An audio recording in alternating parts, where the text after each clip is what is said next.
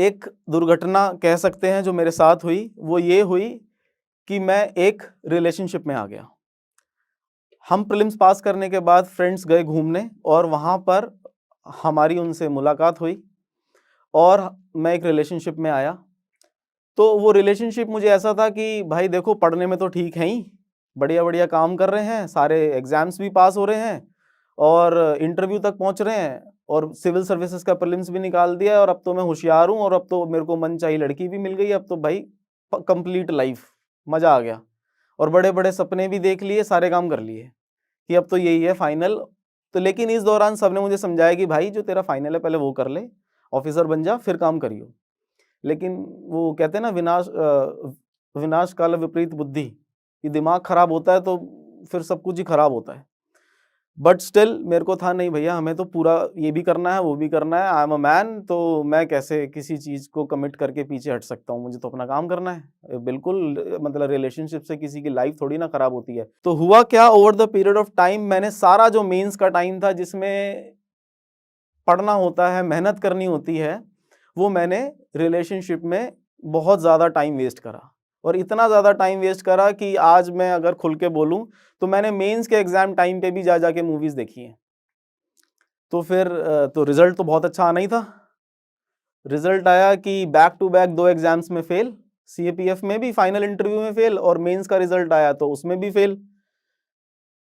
फिर इस दौरान टाइम भी नहीं दे रहे थे रिलेशनशिप में, तो बहुत लड़ाई झगड़े इतना तो मैं अपने जीवन में किसी से नहीं लड़ा जितना मेरा रिलेशनशिप में रह के लड़ाई हो गई। सुबह-सुबह एक टाइम था, उठते थे, परिवार के साथ चाय पीते थे, मम्मी-पापा के साथ अच्छी-अच्छी बातें करते थे और सारे दिन मेहनत करते थे। तो रिलेशनशिप में दिन की शुरुआत होती थी लड़ाई से और खत्म होती थी लड़ाई से। इवन 6-7 दिन पहले की भी किसी बात पे वो हो जानी थी, तो भैया बहुत अच्छी मेंस की प्रिपरेशन चल रही थी। ऐसे चली मेंस की प्रिपरेशन। तो हुआ क्या फिर, बैक टू बैक 2 एग्जाम्स में फेलियर, 2017 सीएपीएफ बाहर, 2018 सिविल सर्विसेज मेंस बाहर। फिर बातचीत चल रही थी तो मुझे पता लगा कि उनका वो किसी और से भी बात कर रही हैं इस दौरान। तो फिर मैंने कहा ये आप क्या कर रहे हो? कह रही नहीं नहीं नहीं, I want to focus on my career, तुम अपना देख लो, मैं अपना देख लेती हूँ। मैंने कहा नहीं, ऐसे नहीं होता है, मतलब मैंने अपना इतना इम्पोर्टेंट टाइम दिया है और अब ऐसे मतलब करना ठीक नहीं है। नहीं, शी सेड कि नहीं नहीं, मुझे नहीं रहना है और मुझे अपने करियर पे फोकस करना है। मैंने कहा ठीक है भाई, कर लीजिए फोकस। तो फिर मैंने उनको एक बात बोली थी कि अब ये जो इतने बड़े बड़े सपने देख लिए इनका क्या करना है? देन शी सेड कि put it in a box and burn it. मैंने कहा okay, I put I put it in a box and rest time will tell. तो हुआ क्या, फिर इस दौरान ना तो नौकरी और ना ही घर वालों का विश्वास खो ही चुके थे। इस दौरान सारे फ्रेंड्स दूर हो ही चुके थे, बैंक अकाउंट ज़ीरो, जो भी सेविंग्स थी सब इधर उधर, और नेगेटिव में जितना जाते थे सब, मतलब जितना नेगेटिविटी में जा सकते थे सब चले गए। और जो मेरे पिताजी का सपना था कि ऑफिसर बनेगा, वो तो मैं बिल्कुल ही भूल चुका था। उनको जितने किए हुए प्रॉमिस थे वो सब मैं भूल चुका था।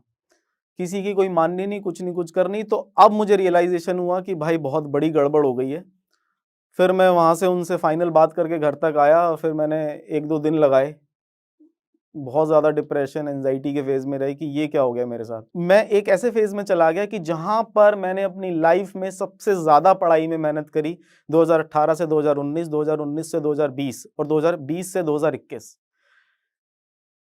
तीनों चारों साल मैं एग्ज़ाम में किसी भी प्रीलिम्स के अंदर मैं पास नहीं हुआ। गया फेल, गया फेल, गया फेल, मुंह लटका के वापस आ रहे हैं। जैसे ही प्रीलिम्स का रिजल्ट चेक कर रहे हैं, वहाँ पे रोल नंबर आपका नहीं है। तो मुझे ऐसा लग गया था कि जितनी भी मैंने मेहनत करी है, मैं ओवर द पीरियड होशियार होने की जगह मैं नालायक होता जा रहा हूँ। एक वो जो डमनेस का फेज़ होता है वो मेरी लाइफ में आ चुका है। मतलब मुझे कुछ नहीं आता है और मुझसे कुछ नहीं होने वाला है। एज भी हो गई थी और इसी बीच रिश्तेदारों की भी बातें शुरू हो गई थी कि इतने सालों से प्रिपेयर कर रहा है, इससे एक एग्ज़ाम नहीं निकला, एक सरकारी नौकरी नहीं ले पाया। अरे भाई, 3 सितारे की नहीं लेगा, 1 सितारे की तो ले ले। ऐसे-ऐसे करके बातें थी। तो अब उनको कौन समझाए कि भाई क्या कर रहे हैं और क्या हमने किया है। बट स्टिल, जैसे कि एक छोटा-सा मैं आपको इंसिडेंट बताता हूँ कि जैसे ही एग्ज़ाम का रिज़ल्ट आता था प्रीलिम्स का, तो जैसे किसी से मिलने गए, तो जो हमारे यार दोस्त हैं या फिर जो भी हमारी एक्सटेंडेड फैमिलीज़ में है, वो कह देते भाई तेरी नीली बत्ती वाली गाड़ी कहाँ है? तो ये उस टाइम तो बहुत बुरा लगता था। आज जैसे थोड़ा लाइट मूड में बोल रहे हैं, लेकिन उस टाइम रियली बहुत ज़्यादा बुरा लगता था कि नीली बत्ती, तो मैं भी कह देता भाई बहुत आएगी, नीली बत्ती वाली गाड़ी भी आएगी, थोड़ा-सा समय रुक जा। कॉन्फिडेंस तो पूरा था कि भाई पेपर तो पास करना ही करना है, ठीक है? क्योंकि उस तरीके का पर्सनैलिटी है कि अगर आप मेरा है कि अगर आपने मुझे कुछ बोला तो मुझे करना ही है। बट स्टिल करेंगे कैसे भाई, प्रीलिम्स ही पास नहीं हो रहा है, एक मौका तो मिले। तो मैं हमेशा अपने फ्रेंड्स को बोलता था यार मुझे एक मेंस लिखने का मौका मिल जाए, चाहे वो मुझे किस दुनिया की किसी भी भाषा में लिखने का मौका मिल जाए। तो फाइनल एग्जाम में घर में बोल के गया अक्टूबर 2021 के अंदर कि mummy this is my last exam, अब मैं कोई इसके बाद कोई एग्जाम नहीं देने वाला हूँ। जो मैं पहले टीचिंग करता था, जो मैंने 15 में सेटअप छोड़ा था, मैं उसको दोबारा से करूंगा, भले ही टाइम लगेगा, अब कुछ पैसे कमा लिए जाएं। हो गई, ईगो जितनी भी मैंने सेटिस्फाई करनी थी कर ली। हुआ क्या, 2021 के अंदर अक्टूबर के अंदर एग्जाम देने गए, प्रीलिम्स देने गए, और आके मैंने टीचिंग शुरू कर दी। मैंने कोई मार्क्स नहीं जोड़े, कोई प्रीलिम्स की आंसर की नहीं मिलाई, सब मार्क्स जोड़ दिए मैंने अपने। चलो ठीक है, मुझे कुछ नहीं करना है, मुझे अब टीचिंग करनी है। प्रीलिम्स का रिजल्ट आया दिसंबर के अंदर, मेरा नाम उसमें था। मैंने पीडीएफ चेक करी, मेरा नाम उसमें था। और 5 दिन तो मुझे यही मनाने में अपने आप को लग गए थे कि भाई तुझे मेंस देने का मौका मिल गया है, वापस आ जा। इतना कॉन्फिडेंस बिल्डअप हो गया था कि ये तुझे मौका जो मिल गया है ना, अपनी जितनी भी अंदर भड़ास है वो सारी की सारी निकाल ले इसी एग्जाम में। फिर 2 महीने का टाइम था, पढ़ना शुरू करा। पुरानी मेहनत काम आई, जो मैंने 2016, 17, 18 में की हुई थी, वो सारी मेहनत काम आई। जल्दी से मैंने मेंस का सारा प्रिपरेशन कर लिया। हुआ क्या, मेंस एग्जाम देने गए, वो 4 दिन मैं आज भी बोलता हूँ मेरी लाइफ के सबसे खूबसूरत दिन थे। इवन जो रिक्शे वाले जो भैया मुझे लेके जाते थे, जहाँ होटल में मैं ठहरा, सबका इतना कॉपरेशन था कि बिल्कुल बेस्ट, कि मजा आ गया। कि वो था, मुझे तो ऐसा लग रहा था मेरे लिए ही हो रहा है। हुआ क्या, पेपर दिया, और मेरी लाइफ का सबसे ज्यादा सेटिस्फाइंग दिन 27 मार्च 2022, जहां पर मैंने अपने व्हाट्सएप पे एक स्टेटस डाला, guilt free zone. Guilt free zone क्यों? क्योंकि वो जो इतना 3 साल का, 4 साल का, 5 साल का गिल्ट था ना कि यार मेहनत नहीं करी, पापा के सपने सारे डुबो दिए, वो ये था कि आज मैं उससे मुक्त हो गया। क्यों? क्योंकि मुझे एक चीज बड़ी खाई जा रही थी कि मेहनत नहीं करी। अब अपनी बिल्कुल भड़ास निकाल के मेहनत कर ली, काम हो गया। पेपर का रिजल्ट आया अगस्त के अंदर, फिर मेरा मेंस क्लियर हुआ।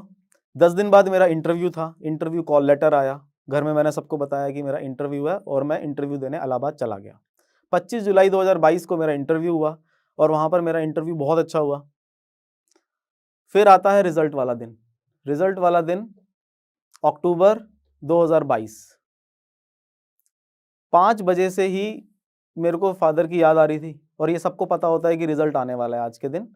तो फिर ऐसा था कि मैं फादर की कुछ पिक्स स्क्रॉल कर रहा था अपने फ़ोन में, पुरानी जो हमारे साथ थी, तो देख के जितना मेरे को मन हल्का करना था, रो के वो मैंने कर लिया।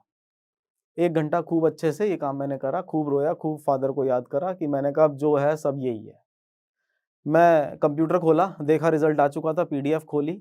मैंने अपने मन में बोला कि मैं जितना ईमानदार हो सकता हूँ ना इस एग्ज़ाम के लिए, अपने लिए, अपनी पूरी लाइफ के लिए, सब फैमिली वालों की ड्रीम्स के लिए, अपनी मम्मी के लिए जिन्होंने इतना मेरे लिए सेक्रीफाइस करा, इवन गोल्ड ज्वेलरी भी अपनी गिरवी रखी थी जब हमारी कॉलेज टाइम की फीस भरनी थी, सब याद करा। और मैंने कहा आज मेरा दिन है। मैंने अपना रोल नंबर डाला और मेरा नाम वहाँ था। पोस्ट मुझे एलोकेट हुई डेप्यूटी जेलर, और वो मुझे फादर का सपना याद आया जब वो कह रहे थे कि मेरे बेटे के कंधे पे सितारे जरूर लगेंगे। तो वो जो दिन था वो पूरा हुआ। तो बस मेरी जर्नी कुछ इस तरीके से रही, अप्स एंड डाउन्स रहे। लेकिन इन सब से सीखा क्या? इन सब से ये सीखा, जो मैं यूथ को बोलना चाहूँगा, कि अगर आपने अपने मम्मी पापा को प्रॉमिस किया है, अगर आपने अपने फैमिली मेंबर्स को प्रॉमिस किया है और खुद को प्रॉमिस किया है, तो आप उस पे स्टिक रहिए। आप अपने माइंड को, अपनी एनर्जी को डेविएट मत करिए। मैं अपना एग्जाम्पल आपको देना चाहता हूँ। मेरे छोटे भाई ने मेरे लिए इतने सेक्रीफाइसेस करे, हर फैमिली मेंबर ने मेरे लिए सेक्रीफाइस करे, लेकिन मैंने क्या किया? मैंने उनके सबके सपने तोड़े। इवन मेरे भाई ने भी मुझे बोला था कि ये सब मत कर, बट स्टिल नहीं माना। लेकिन अब ये है कि अब सारे खुश हैं, सिलेक्शन हो गया है, बट स्टिल वो मैंने जो टाइम खराब करा वो तो कभी वापस नहीं आएगा। तो यही है कि आप एम के लिए अपने लगे रहिए, सिलेक्शन आपका जरूर होगा और अपने सिर्फ और सिर्फ जो भी आपके फैमिली मेंबर्स के और आपके सपने आप उसे पूरा करिए। बहुत ज़्यादा इंपॉर्टेंट है, बहुत ज़्यादा इंपॉर्टेंट है। जाते जाते मैं सिविल सर्विसेज एस्पिरेंट्स को एक ही एडवाइस देना चाहूँगा कि जो भी आपने एम करा है उसके लिए पूरी मेहनत करिए, क्योंकि ये सिर्फ आपके सपने नहीं है, आपकी पूरी फैमिली के सपने हैं और सोसाइटी को आपसे बहुत ही ज़्यादा उम्मीद है। तो इसी के साथ जय हिंद, जय भारत। क्योंकि आप जोश टॉक्स देख रहे हैं तो जाहिर सी बात है कि आप अपनी जिंदगी में कुछ बड़ा करना चाहते हैं और वो सारे स्किल्स सीखना चाहते हैं जिनसे आप अपने सपने पूरे कर सकें। और आपके इन्हीं सपनों को पूरा करने में मदद करता है जोश टॉक्स का इंग्लिश स्पीकिंग ऐप, जिसमें हम आपकी मदद करते हैं उन सारे स्किल्स को सीखने में जिनसे आप बाकियों से आगे बढ़ सकते हैं। चाहे इंग्लिश बोलने में कॉन्फिडेंस और फ्लुएंसी की कमी हो या पर्सनालिटी डेवलप करने में परेशानी हो रही है, इस सब के लिए आपको वन स्टॉप सॉल्यूशन हम देना चाहते हैं और इसका नाम है जोश टॉक्स इंग्लिश स्पीकिंग ऐप। तो इंतजार किस बात का है?